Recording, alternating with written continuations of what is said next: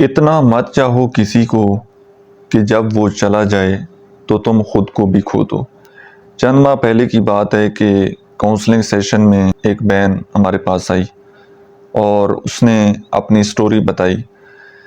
کہ میں کسی جگہ پر جاب کرتی تھی، وہاں پر بہت سارے میل بھی تھے، بہت ساری فیمیلز بھی تھیں، تو ہم لوگ مل کر کام کرتے تھے۔ تو ایک بندہ وہ جب بھی کام پر آتا تھا اس کا فوکس ہمیشہ اپنے کام پر ہوتا تھا، وہ کسی کے ساتھ فضول بات چیت نہیں کرتا تھا، اور جب کسی فیمیل کے ساتھ اس کی انٹریکشن ہوتی تھی، بات چیت کا موقع ملتا تھا کام کے حوالے سے، تو اس کی نظریں ہمیشہ جھکی ہوئی ہوتی تھیں۔ اس بندے نے مجھے بڑا امپریس کیا۔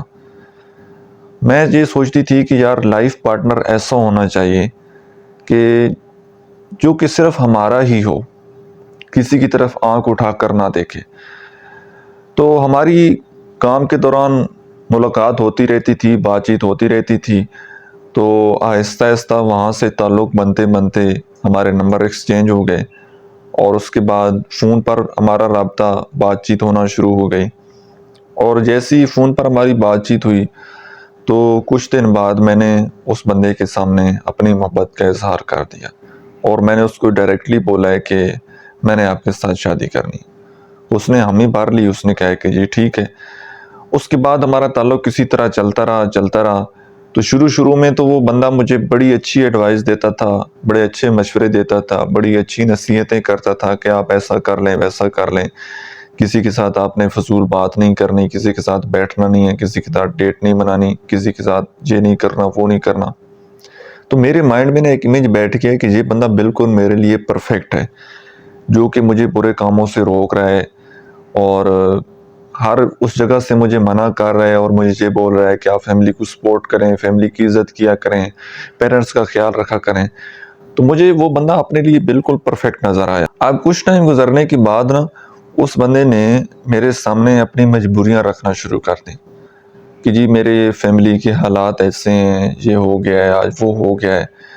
تو اس نے کبھی کوئی بہانہ بنا دینا کہ آج میری فیملی میں یہ ہو گیا ہے تو مجھے اتنے پیسے چاہیے۔ اچھا، میں نے اس بندے کو فائنینشلی سپورٹ کرنا شروع کر دیا۔ جتنا اس بندے نے مجھ سے مانگا ہے نا پیسہ، میں نے کسی سے ادھار پکڑ کر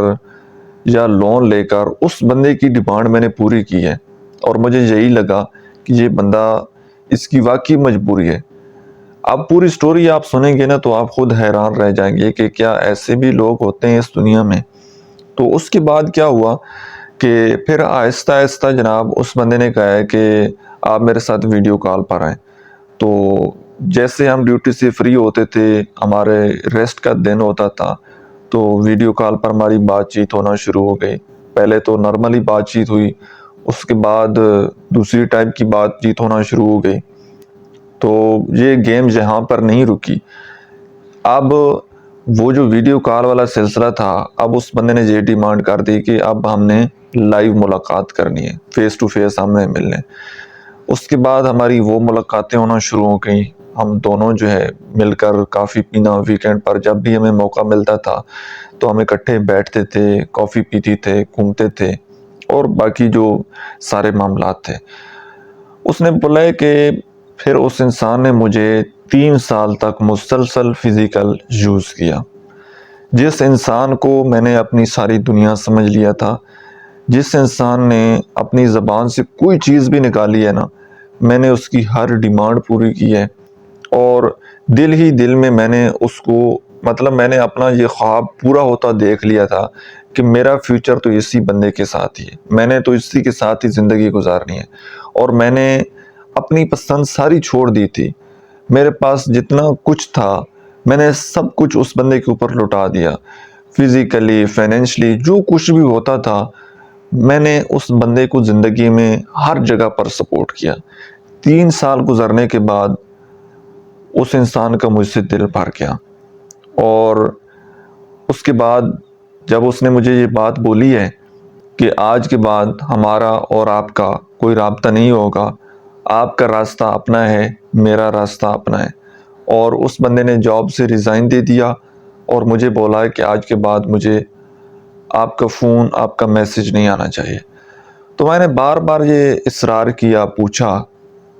کہ آخر مجھ میں کیا کمی ہے، کیا غلطی ہے، کس بات کی وجہ سے آپ مجھے چھوڑ رہے ہیں، کوئی ایک غلطی مجھے بتا دیں،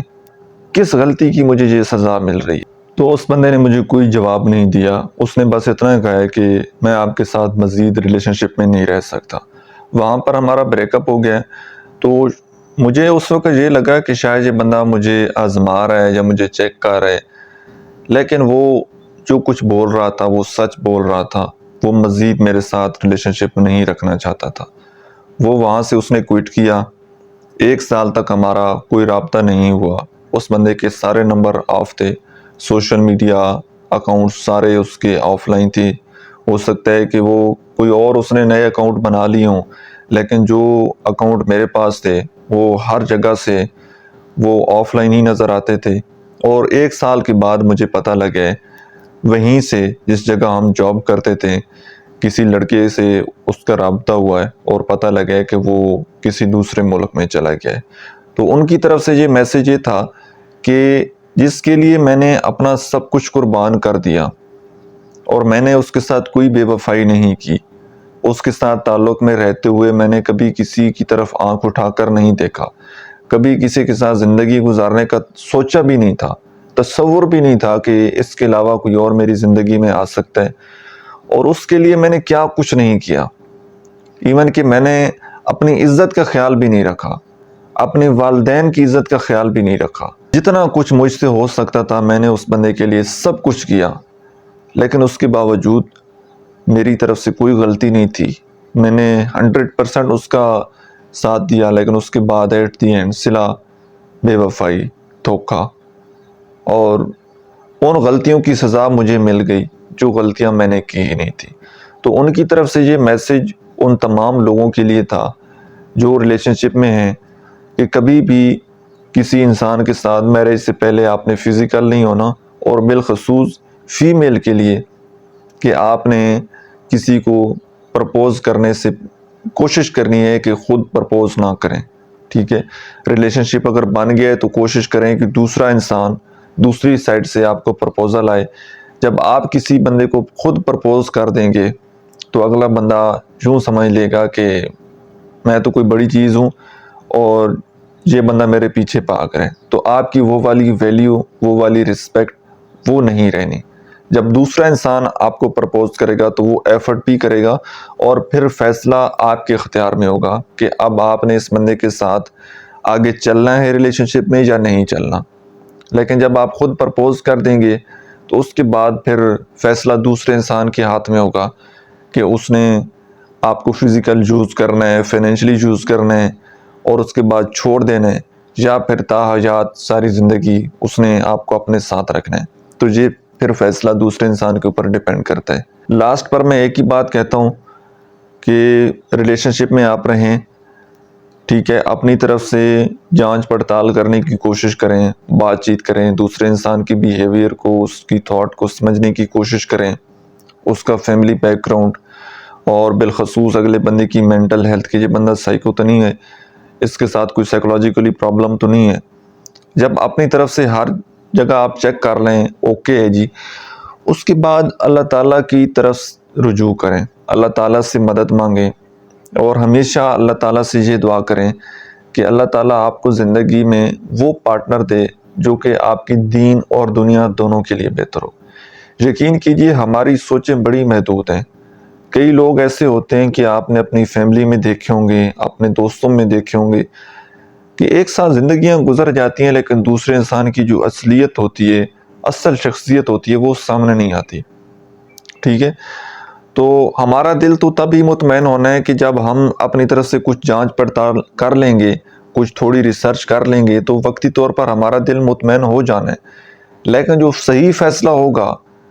اگر آپ اس کو اللہ کی رضا پر چھوڑ دیں گے کہ اللہ تعالیٰ سے دعا مانگیں گے کہ اگر یہ انسان آپ کے لیے بہتر ہے تو اللہ تعالیٰ آپ کے لیے راستے آسان کر دے، اور اگر یہ انسان آپ کے لیے بہتر نہیں ہے تو اسے آپ سے اور آپ کو اس سے جدا کر دے، دور کر دے۔ تو ہمیشہ اللہ تعالیٰ سے یہی دعا مانگنی چاہیے کہ جو کہ آپ کے حق میں بہتر ہو، اللہ تعالیٰ وہ انسان آپ کو دے۔ اور جو انسان اچھا نہیں ہے، اس کا کردار اچھا نہیں ہے، اس کی عادات اچھی نہیں ہے، وہ ہدایت کے راستے پر نہیں ہے، وہ دین پر چلنے والا نہیں ہے، تو اس کے لیے بھی آپ دعا کریں۔ اگر وہ انسان آپ کو پسند آ گئے تو اللہ تعالیٰ سے دعا کریں کہ اللہ تعالیٰ اس انسان کو ہدایت دے اور وہ سیدھے راستے پر آ جائے، اور اللہ تعالیٰ اس کو آپ کی زندگی میں شامل کر دیں۔ تو ہمیشہ اس طرح کے فیصلوں میں اللہ تعالیٰ سے ضرور مدد لینی چاہیے۔ اللہ تعالیٰ کے ساتھ اپنا تعلق، اپنی دوستی ہمیشہ مضبوط رکھا کریں، اور حال دل جو ہے، جو اندر کی بات ہے، وہ اللہ تعالیٰ کے ساتھ شیئر کیا کریں، اور اس بات کو مت بھولا کریں کہ اللہ تعالیٰ آپ کی ہر بات سنتا ہے، اور اللہ تعالیٰ ہی انسان کی مدد کرنے والا ہے۔ اللہ کے حکم کے بغیر کچھ نہیں ہوتا۔ جب آپ اللہ کو راضی کر لیں گے تو اللہ تعالیٰ ایسے ایسے وسائل آپ کی زندگی میں بھیجے گا، وہاں سے چیزیں آپ کی زندگی میں ایڈ ہوں گی، آپ کے وہم و گمان میں بھی نہیں ہوگا۔ اللہ کی ذات پر مکمل بھروسہ ہونا چاہیے، مکمل یقین ہونا چاہیے کہ اللہ تعالیٰ میرے لیے جو کچھ بھی کرے گا وہ بہتر کرے گا، اور میری دین اور دنیا دونوں کے لیے بہتر ہوگا۔ اور اسی کے ساتھ تھوڑی سی بات اور ایڈ کریں گے، اور اس کے بعد اجازت دوں گا کہ ہمیشہ برے کام کا برا ہی رزلٹ ہوتا ہے۔ اگر آپ نے اپنے ریلیشن شپ کی بنیاد وہ غلط راستے کی طرف لگا دی، اور آپ اس سے ایکسپیکٹ یہ کریں کہ یہ ریلیشن شپ ٹھیک ہو جائے گا یا اس اچھائی کی طرف چلا جائے گا، آپ بوئیں گندم اور ایکسپیکٹ یہ کریں کہ یہاں سے چنا ہوگے گا، ایسا نہیں ہوگا۔ تو اپنی نیت وہ ٹھیک رکھیں اور اپنی ڈائریکشن وہ ٹھیک رکھیں۔ ریلیشن شپ بن گئے، اسلام اس چیز کی اجازت دیتا ہے کہ آپ اپنی پسند کے مطابق میرج کر سکتے ہیں، لیکن پھر وہ ان سب رول کو فالو کرنا ہے۔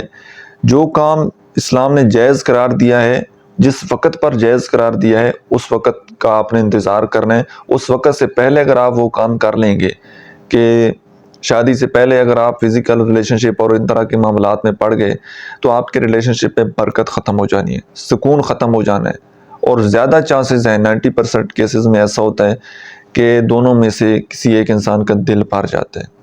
ٹھیک ہے، آپ کے اندر کوئی اٹریکشن نہیں رہتی۔ تو کوشش کریں کہ اپنی عزت کا خیال رکھیں، اپنے والدین کی عزت کا خیال رکھیں، اور اللہ تعالیٰ سے ہمیشہ بہتری کی امید رکھیں، اللہ تعالیٰ سے ہمیشہ دعا کرتے رہیں۔ اللہ تعالیٰ ہم سب کے لیے آسانیاں فرمائے، آمین۔